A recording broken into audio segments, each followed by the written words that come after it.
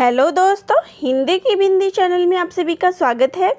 तो आज हम बात करने वाले हैं यूपीएचएससी के सिलेबस के अंतर्गत इकाई 2, जिसमें मैं बताने वाली हूँ कंप्यूटर और देवनागरी लिपि से संबंधित सुविधाएं एवं सॉफ्टवेयर।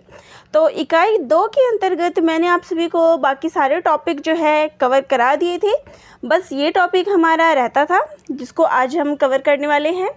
तो आपको बाकी जो पिछले हैं इकाई 2 के जो लिंक है वो डिस्क्रिप्शन बॉक्स में मिल जाएगा। आप मेरे चैनल के प्लेलिस्ट में जाके भी बाकी सारा सिलेबस जो है वो देख सकते हैं। तो आज हम इस टॉपिक पे चर्चा करने वाले हैं कंप्यूटर और देवनागरी लिपि से संबंधित सुविधाएं एवं सॉफ्टवेयर। काफ़ी समय से आप लोगों ने इस टॉपिक पे बनाने के लिए बोला था, तो आज इसी विषय वस्तु को लेके हम चल रहे हैं। और इसके साथ मैं बता दूं कि यहाँ इतना डिटेल में बताना जो है वो पॉसिबल नहीं था एक वीडियो के अंतर्गत। तो इससे रिलेटेड जो भी मटेरियल मुझे मिला है वो सारे मैं आप सभी को अपने टेलीग्राम लिंक पे दे दूँगी। तो आप मेरे टेलीग्राम ग्रुप को भी ज्वाइन कर सकते हैं और उसका लिंक आप सभी को डिस्क्रिप्शन बॉक्स में मिल जाएगा। अब वहाँ से बाकी इसकी जो अदर डिटेलिंग है, इसको ज़्यादा विस्तार पूर्वक पढ़ना, वो आप उन चीज़ों को भी पढ़ लेना ताकि आपके लिए कहीं से भी क्वेश्चन आए। बाकी जो मेन पॉइंट्स थे, मेन जो इसके ऊपर चीज़ें थी, वो मैंने इस वीडियो में ले ली है।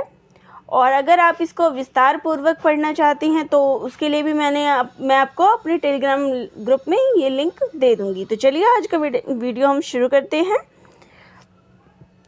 तो यहाँ जो है सबसे पहले बता दूँ कि कंप्यूटर जो है, आज हम जो भी काम करते हैं उसमें कंप्यूटर के योगदान को आप देख सकते हैं। हम कोई भी काम करते हैं, बिना कंप्यूटर के वो काम पॉसिबल ही नहीं है। और कंप्यूटर ने हर क्षेत्र में अपनी जगह जो है वो बना ली है, चाहे वो कोई भी क्षेत्र हो।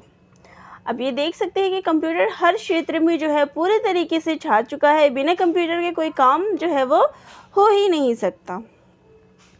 तो और पहले जो था वो रोमन लिपि में कंप्यूटर में काम होता था, लेकिन अब क्या है, अब अपनी भाषा यानी कि हिंदी भाषा में भी, देवनागरी लिपि में भी कंप्यूटर पर काम होने लग गया है। और बहुत सारी सुविधाएं, हमें बहुत सारे सॉफ्टवेयर अब ऐसे बन गए हैं जिसके द्वारा हम हिंदी में भी टाइपिंग कर सकते हैं, हिंदी में भी अपनी बात को दूसरों तक रख सकते हैं। जिसका एक उदाहरण यही दे सकते हैं कि आज जैसे कि ये वीडियो बना रहे हैं, तो ये सारा क्या है, हिंदी में टाइप करके आपके सामने है। तो ये सब क्या है, देवनागरी लिपि की जो सुविधा है, सॉफ्टवेयर हमें मिला है, उसी का एक चमत्कार है कि जिसके थ्रू जो है वो हिंदी में आप सभी को यहाँ पे ये चीज़ें देखने को मिल रही है। पहले ऐसा पॉसिबल नहीं था, उपलब्ध नहीं थी ये चीज़ें। तो क्या था कि सारी चीज़ें जो थी वो इंग्लिश में, रोमन लिपि में ही लिखी जाती थी। लेकिन कंप्यूटर के देवनागरी लिपि के आने से जो है ये सुविधाएं हमें मिल गई है। तो चलिए देखते हैं। भारत में सबसे पहला कंप्यूटर 1955 ईस्वी में आया था। तो ये पॉइंट जो है आप देख सकते हैं, पहला कंप्यूटर 1955 ईस्वी में आया था।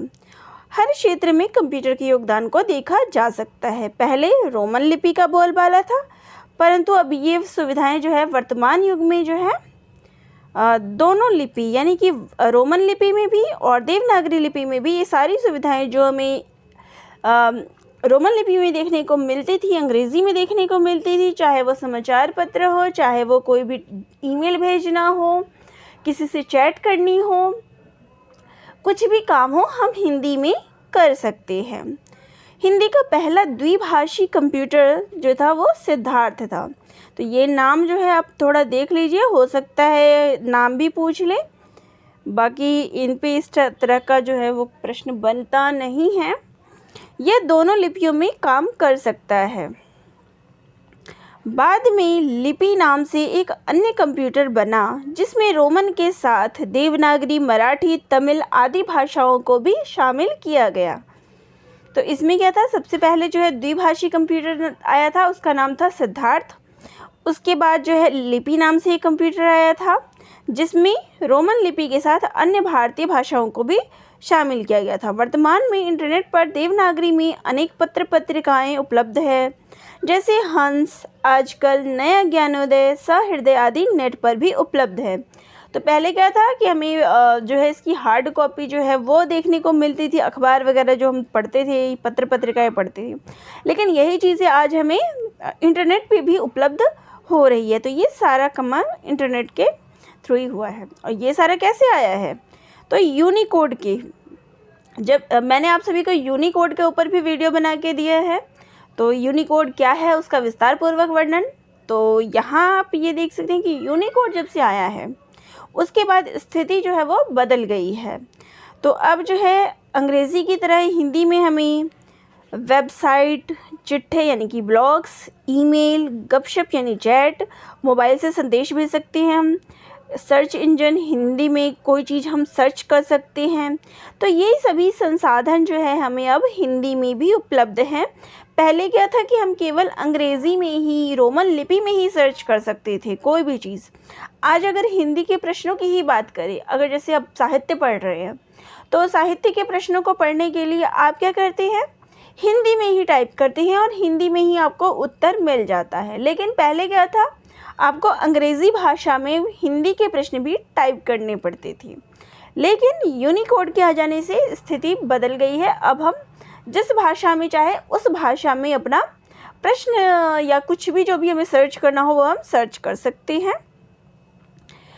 हिंदी में अनेक सॉफ्टवेयर बन रहे हैं, कुछ सॉफ्टवेयर के नाम जो है वो नीचे दिए गए हैं। तो ये हमें सुविधाएं जो है वो, या तो हम इसे सुविधाएं कह लें या हमें सॉफ्टवेयर कह लें, एक ही बात है। क्या क्या हमें सुविधाएं मिली है, क्या क्या सॉफ्टवेयर बने हैं। तो ये जो है वो सॉफ्टवेयर हैं जो हिंदी भाषा के लिए बने हैं। हिंदी कीबोर्ड लेआउट, ऑनलाइन शब्दकोश यानी ऑनलाइन डिक्शनरी की सुविधा भी हमें मिलती है। कंप्यूटर के माध्यम से मशीनी अनुवाद, मशीन ट्रांसलेशन, यानी कि अब हम कंप्यूटर पे ट्रांसलेट भी कर सकते हैं। आप देखते हो गूगल ट्रांसलेट करके एक है, तो वहाँ हम ट्रांसलेट कर सकते हैं अपनी भाषा को।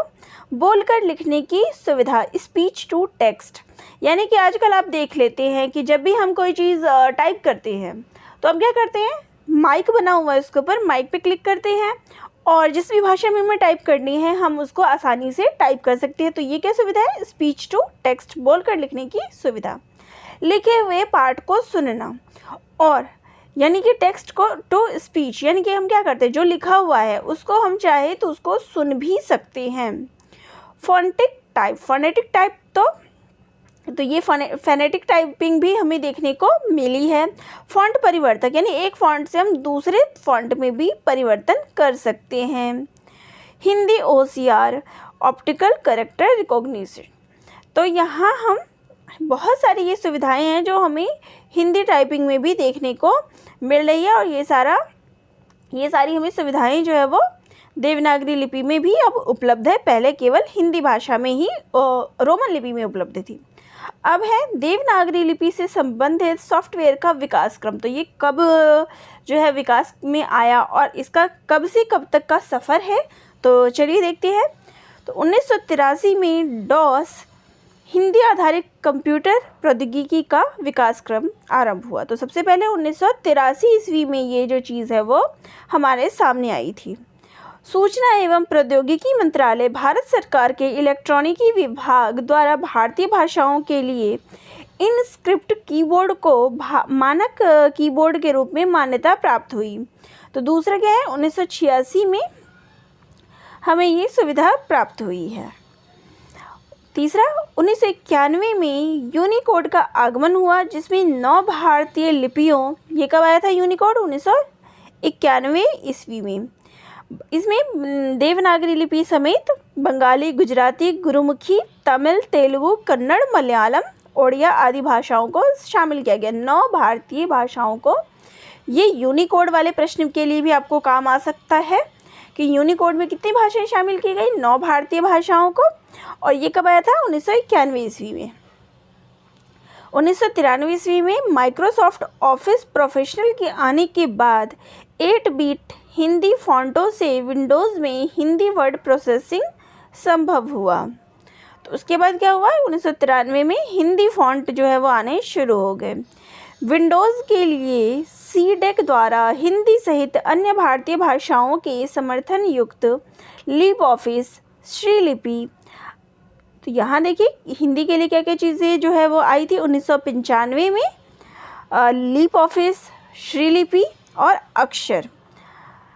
तो ये जो चीज़ है इनका आविष्कार हुआ। तो ये नाम आप देख सकते हैं, यहाँ ये नाम भी महत्वपूर्ण है कि हिंदी भाषा के लिए कौन कौन सी चीज़ें आई हैं, लीप ऑफिस, श्रीलिपि और अक्षर।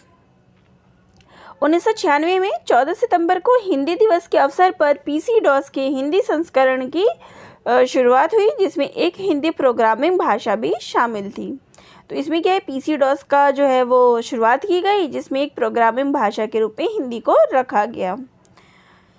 2000 में यूनिकोड के द्वारा हिंदी समाचार पत्रों का इंटरनेट पर आगमन हुआ। तो यानी कि यूनिकोड जब आया तो उसके बाद हिंदी समाचार पत्र 1991 में यूनिकोड आया है, और 2000 में फिर समाचार पत्र को हमें इंटरनेट पे भी जो है उसका आगमन हो गया, इंटरनेट के पर भी हम समाचार पढ़ सकते थे।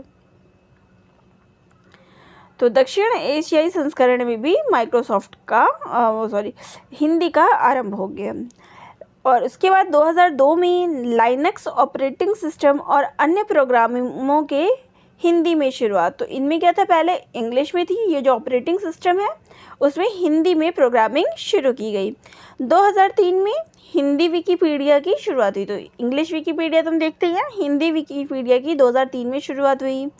अकाउंटिंग जो वर्क करते हैं उसमें हिंदी में टैली की शुरुआत, जो टैली करते हैं टेलीवर्क, वो हिंदी की शुरुआत भी 2003 में की गई। इंटरनेट सर्च जो है वो हिंदी में भी उपलब्ध हो गया। हिंदी ब्लॉग की शुरुआत हुई और जीमेल द्वारा ईमेल भेजने की सुविधा हिंदी में शुरुआत की गई। 2005 में माइक्रोसॉफ्ट एक्सपी ऑपरेटिंग सिस्टम का हिंदी स्टार्टर जारी किया गया।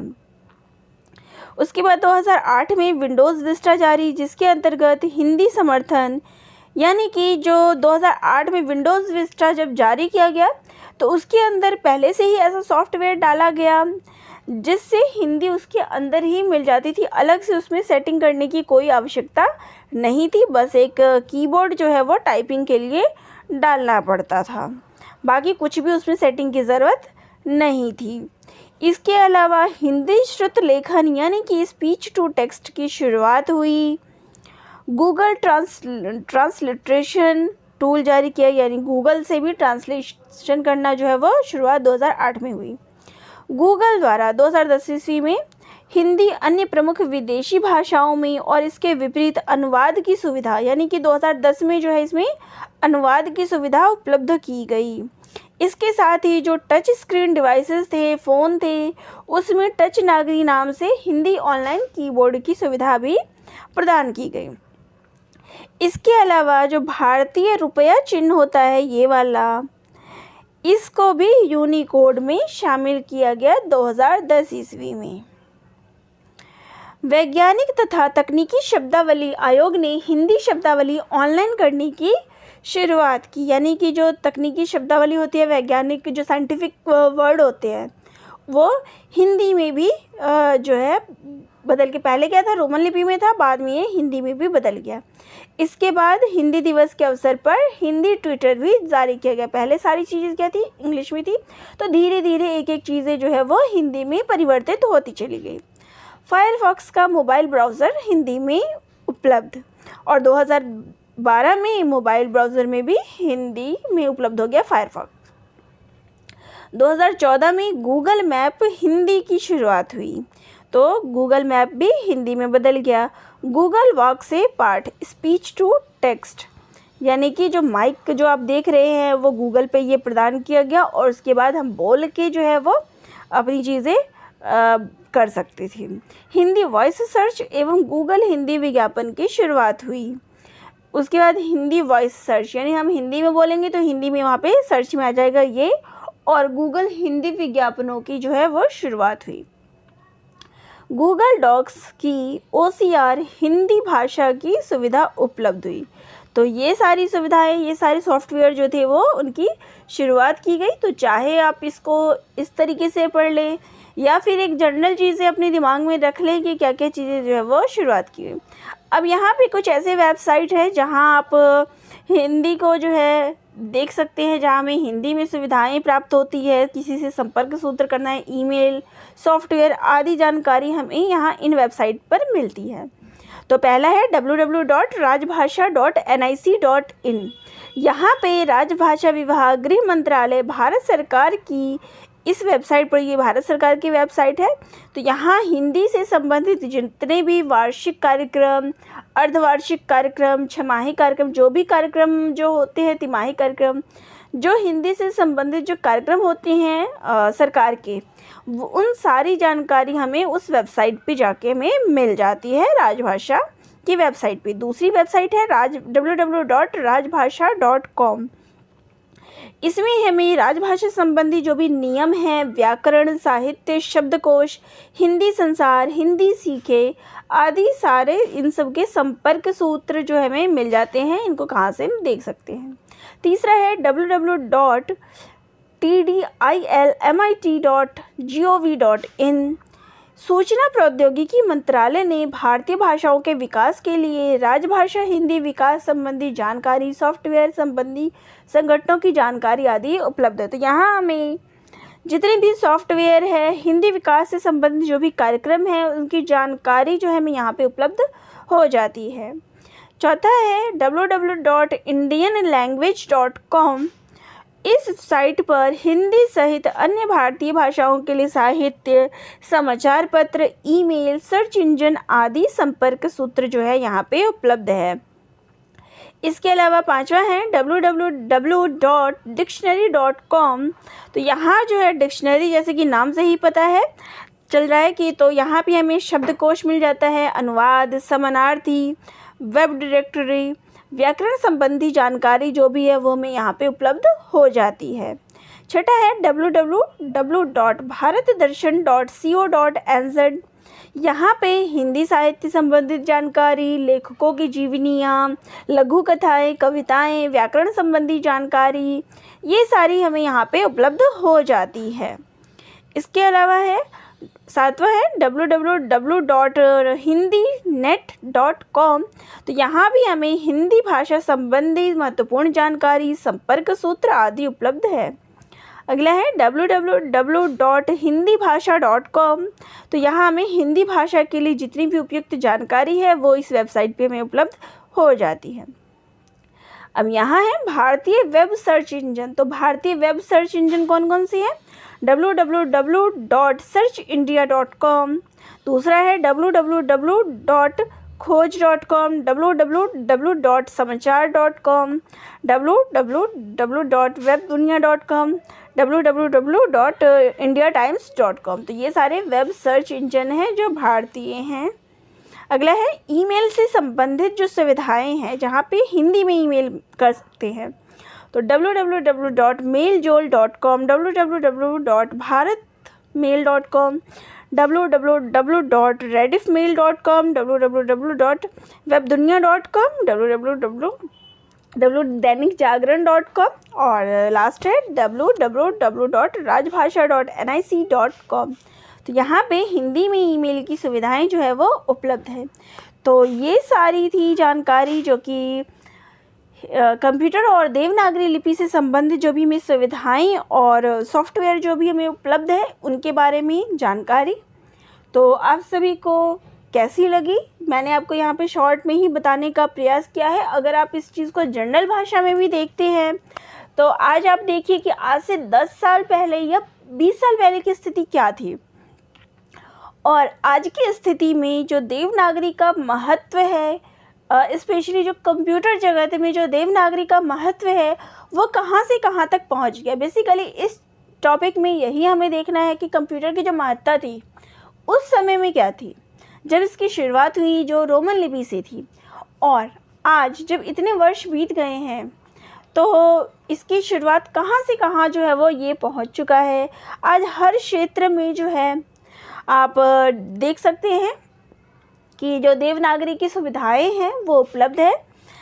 अगर आज आप अपने फ़ोन से ही बात कर ले, आप अपने फ़ोन का ही देख ले, किसी का नाम हम हिंदी में लिख सकते हैं, हिंदी में टाइप कर सकते हैं। आप किसी परीक्षा की तैयारी कर रहे हैं, जैसे किसी परीक्षा की तैयारी कर रहे हैं तो आप क्या करते हैं, प्रश्नों को हिंदी में ही सर्च कर सकते हैं। तो ये सारी सुविधाएं हमें, ये सॉफ्टवेयर जो भी हमें इसी से हमें प्राप्त हुए हैं।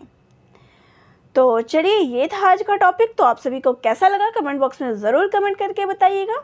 चैनल पे नए हैं तो चैनल को ज़रूर सब्सक्राइब करिएगा। तो दोस्तों, आप सभी का बहुत बहुत धन्यवाद।